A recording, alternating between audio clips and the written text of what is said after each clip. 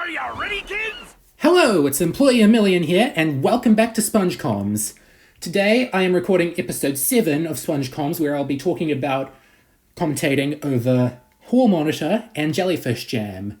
They aired on August 28th, 1999, 20 years ago. But before I get into those episodes, my question of the week this week is, what is the most 90s SpongeBob episode? Because SpongeBob has been in 1999 for a little while now, but we do sort of associate it with the early 2000s, so what episode from this first run of Season 1 episodes best represents the decade that SpongeBob started with? That's my question I pose to you. Hall Monitor is interesting from the get-go. This music is actually the SpongeBob action theme, and it was played on the pilot, on the original Help Wanted tape from 1997, for a sort of early intro. But they changed it to the one we all know and love, and this is just reserved for some title cards, some action scenes. It isn't used much, but it's very noticeable when it happens, when you associate it with SpongeBob's first theme song. And here we get more of boating school, we get more of boating school, with it being actual education now instead of sort of like a driving facility. It feels a bit more like something that a kid can relate to than in the first boating school episode. And I think that, I don't know if this was because of further network interference or if it was just, this is the direction they wanted to go in, but most of the rest of pre-movie SpongeBob's boating school episodes are in this style where it is SpongeBob in a class with Mrs. Puff as his traditional teacher. And I like that. It makes him feel childish a little more than usual, but I do still find him an interesting character. And in this episode in particular, he is very wild, and I can see that in just him taking the hall monitor role so seriously, because it's something that most students would dread because it's sort of a boring thing to do. However, with SpongeBob, he doesn't have any real friends at boating school. Like, he'll occasionally get one of his other Bikini Bottom associates to join him. But this is more just him and Mrs. Puff, the boating school episodes. And yeah, I do really like how SpongeBob just goes on this huge, elaborate, sort of pretentious speech about hall monitoring. And seemingly, that's why he's never an efficient hall monitor, because he takes too long with the speeches. That I think is really funny, that he puts so much of his dedication into the preparation of something to the point that he completely misses out on an opportunity. And I think that's something that we can all relate to. Even more so when you realize that, at least in this episode, Mrs. Puff's boating school is just a schoolhouse. It doesn't have halls. So the hall monitor role is incredibly superfluous. Like, look at it. This is just this one room this one time. I know in The Bully and New Student Starfish, they flesh it out a little bit with the stairs of learning and all. But yeah, it does sort of help the initial joke with this, that SpongeBob is the hall monitor for a schoolhouse. And I also do kind of dig the hall monitor get-up. Like, they used it occasionally on the cover of disc 1 of the Season 1 DVD box set. That is his hall monitor get-up. If you're watching it through there, you can pick up the case and see that. And I also like this conflict of Mrs. Puff having to deal with SpongeBob being reckless out of boating school. She has to take up all this responsibility in the end, and for most of this episode, it's just seeing how destructive SpongeBob can be, how much of a nuisance, how much of a sort of borderline criminal in some cases he can be in Bikini Bottom. And yeah, that doesn't make him the most empathetic character, but it does make him a little more entertaining, and I think that's what they were going for with SpongeBob in this particular episode. He's there to entertain you, and you're supposed to think about what he's doing and why it's not good.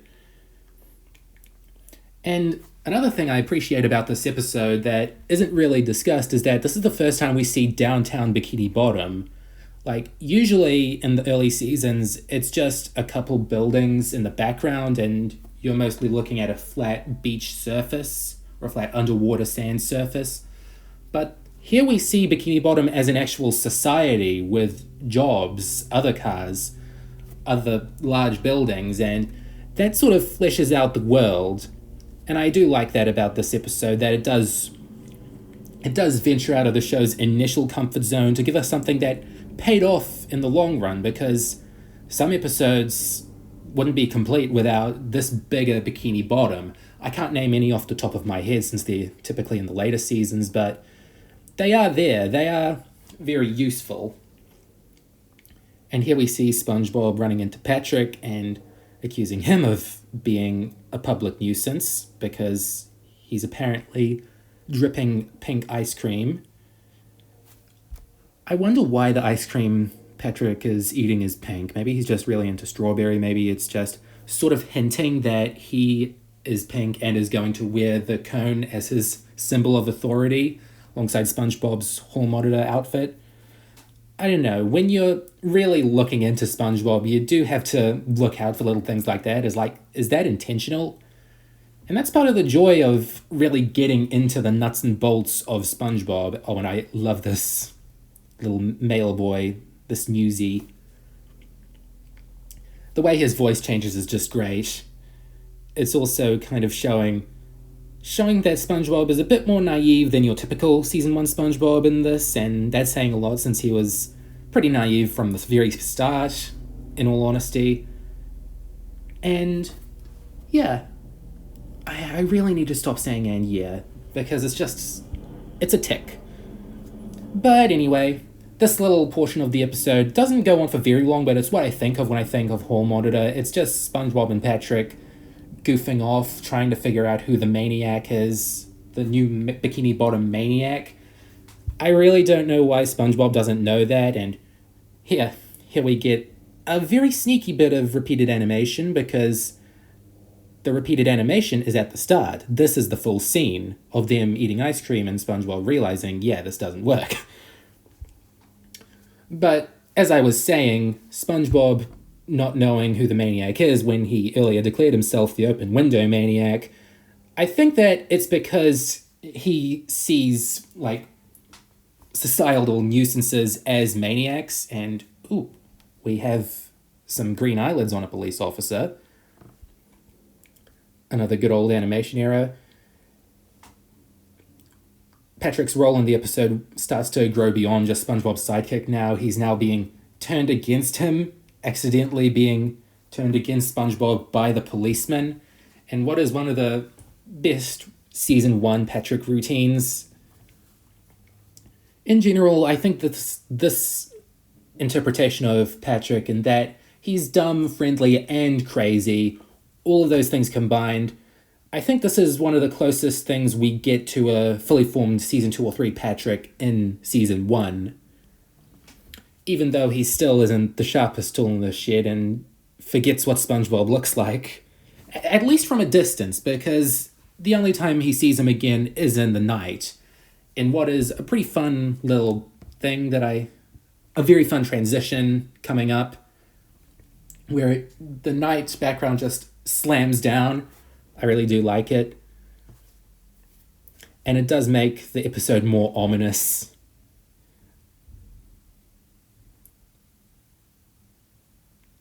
Here we are. That's like a classic SpongeBob gag for me. As is the wee-wooing. I don't know why wee-woo caught on. Maybe it's just incredibly funny. But I do really like it. It is another thing that I think of when this episode comes to mind.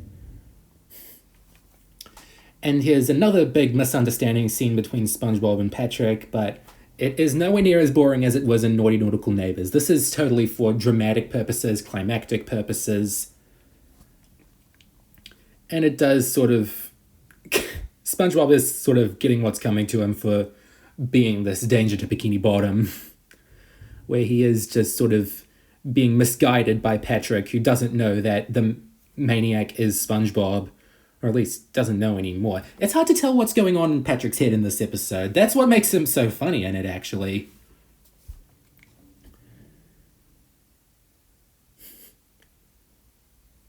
But yeah, the staging, the camera angles, the music, it always helps in making something feel bigger and more suspenseful in SpongeBob, especially in a predominantly comedy show, because that's how you get bigger laughs. This is the big punchline, the maniac is in the mailbox. And then we see SpongeBob causing even more collateral damage. Good on him. And it's only through smashing through a bunch of buildings and seeing maniac posters that he knows who the maniac is. Like, he saw a maniac poster earlier, but I think after causing a bit more damage, he's able to put two and two together a little easily. But something that is sort of missing in other episodes that I do appreciate here is that after finding out he's the maniac, SpongeBob feels guilty for it throughout the entire rest of the episode, the last 45 seconds of it. And that's another good cartoon gag. Mrs. Puff sort of pushing the policeman aside like doors. And here we get the first time Mrs. Puff is sent to jail, but it's far more justified than it is later on because, well, she let a student run off and destroy the town. He is her responsibility. And this is what I'm talking about. SpongeBob is guilty. He does feel a bit sorry for getting Mrs. Puff stuck in jail, and it is a fun little payoff. This was a good episode. Hall Monitor has a lot to talk about. While Hall Monitor was written by Chuck Clean, Jay Linder, and Mr. Lawrence, Jellyfish Jam was written by Ennio Teresen Jr., Eric Weiss, and Peter Burns, and something that I always think about with Jellyfish Jam is that it's structured like an old-school Disney cartoon from the 30s. In general, when you're creating a comedy show like SpongeBob, you have to seek influence from like pre-1960 comedy like Looney Tunes, Charlie Chaplin, Laurel and Hardy in particular with SpongeBob and Squidward. And yeah, this episode, I think, had a little more than a little influence from stuff like Mickey Mouse and Silly Symphonies. And you can tell that in the way that the plot progresses, and that it's a situation followed by dancing, and in addition to the situation followed by more dancing, which resolves the conflict. And back in the early 30s, when animated dancing was like peak human evolution, that was fun, but to a modern audience member watching something that takes influence from that, like Jellyfish Jam, which itself is pretty modern in comparison, it is easy to sort of dismiss it as pretty light, but it's still entertaining. It's a very, very entertaining episode, and it starts here in Jellyfish Fields, where it's far more tranquil than it was in jellyfishing. Jellyfish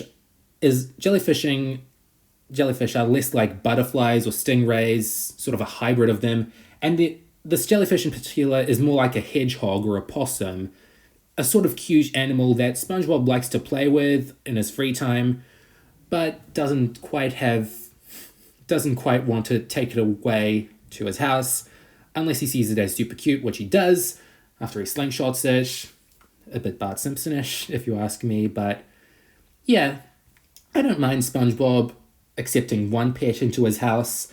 When it happens every season, it's a little excessive, but yeah, this is a good start to this odd trend that the writers kept going back to. And yeah, this jellyfish is kind of cute before he causes an infestation. This is a very playful relationship with SpongeBob and Jellyfish sort of hanging out, and Squidward not really having any of it.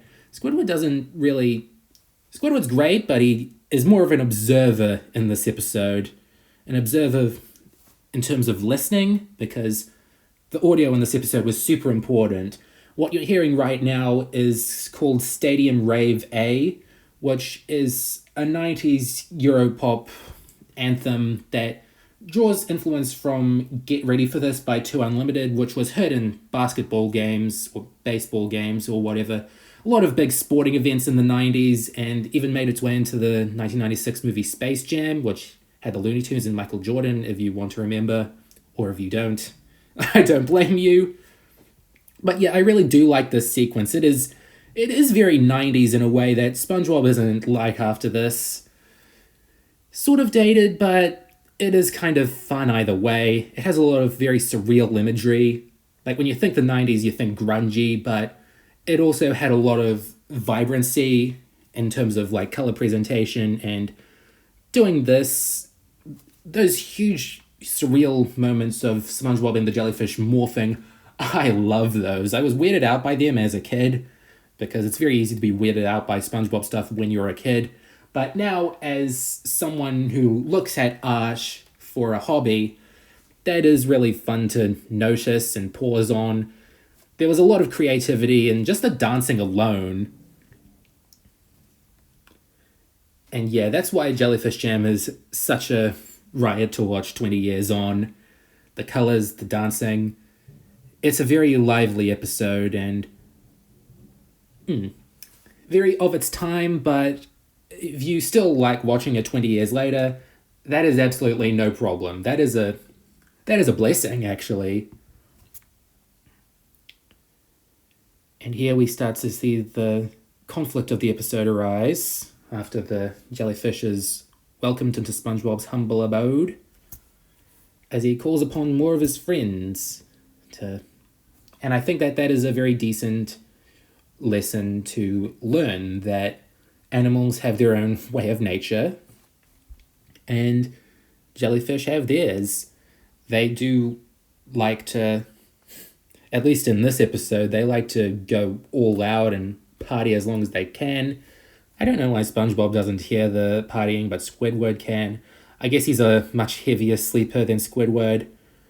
And that is a lot of jellyfish. It's kind of funny, kind of weird, and kind of gross all at the same time when you assume jellyfish are a stand-in for like possums, which I do. They are sort of pests in a way in this episode. But yeah, this is also another fun piece of the episode with SpongeBob having to deal with the party instead of embracing it.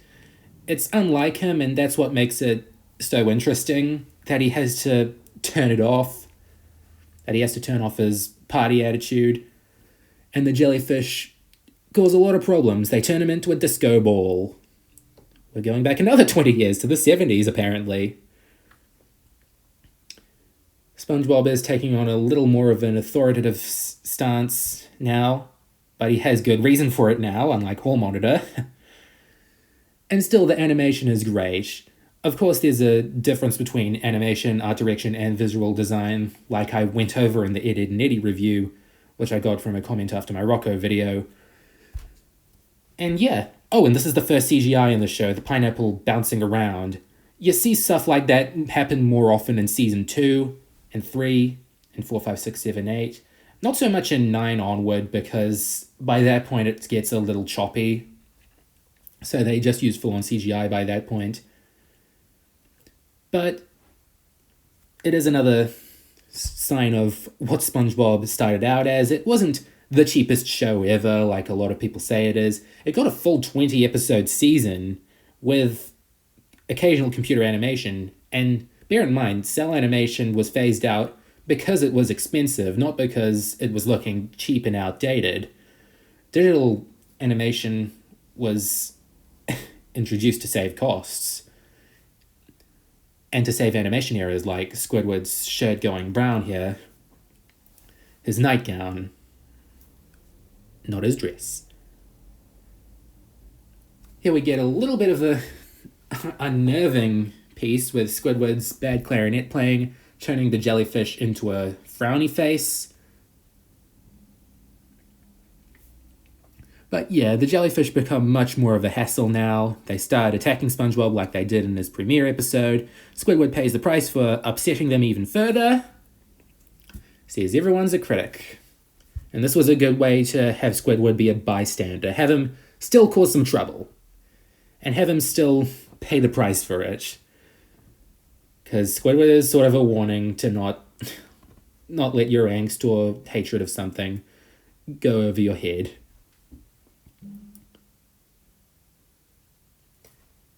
And this is going on for a pretty long time now, so SpongeBob full-on destroys his boombox or whatever it is. I'm not big with, like, audio technology, but apparently he could afford this on a Krusty Krab's salary, so yeah, he must be a bit of a tech aficionado, at least in this episode. Jellyfish are even angrier. Sorry if I'm sometimes just laying out the plot, but it is important to know, it is a part of the episode. Not all of this can just be fun facts about it, in my opinions. And yeah, this is the climax, the big climactic point. SpongeBob invited Jellyfish in, there were more, and those more jellyfish got angrier, and now they're like bees. Jellyfish can practically be any animal in some way, shape, or form, even humans in some cases. And here they're like bees. You can sort of hear the buzzing become more threatening, at least until Gary comes along and music ex machinas things. This goes on for another little bit. But then we get to another one of the best scenes in the episode, another one of the best musical moments in SpongeBob, which is the Jellyfish Jam. That's at least what it's called on the SpongeBob wiki. That's what it's called, I'm guessing, in the credits of this episode. I could be wrong. But yeah, there is no need to make it too distinct give it too distinctive a name because it only appears in this episode, but it is a really fun little musical montage of SpongeBob taking the jellyfish back to Jellyfish Fields with the rhythms of the ocean. And I'm sure that this was a scene that Stephen Hillenburg would have absolutely adored because there is just a lot of nautical stuff going on, the anchor, the treasure chest, the dolphins. And it is a lot of fun. The instrumentals are a little bit outdated, like, I feel if they did it today, it'd be a little more dubsteppy. I don't know. But nevertheless, it is very catchy, it is very memorable. It is another sign that SpongeBob was an excellent show that did a lot of this stuff about animation excellently, animation timing, storylines, music, because music is a very important part of SpongeBob. And some people know that, some people don't, but music is a very big part of animation. Disney kind of did, and for that, I kind of see why this episode took influence from that. Here's another CGI shot. But yeah, this episode is more or less Disney-inspired, and I really like that about it. Don't know if that was the intention. I don't know if Peter Burns is going to tell me on Twitter that this was totally not what we had in mind. But still, death of the author and all. That's a very nasty way to say it, but yeah, death of the author. I can believe what I want about SpongeBob, darn it. But anyway, both of these were pretty good episodes. Nothing groundbreaking for SpongeBob, but they were very fun. They were very memorable. They were kind of showing what SpongeBob was, since it was here to stay at this point, and it was no longer the newest Nicktoon. That was Rocket Power. And speaking of Rocket Power in the 90s, again, my question of the week for you. What is the most 90s episode of SpongeBob? What is the episode that most reminds you of the decade that SpongeBob started out in? For a couple months at least. Goodbye for now.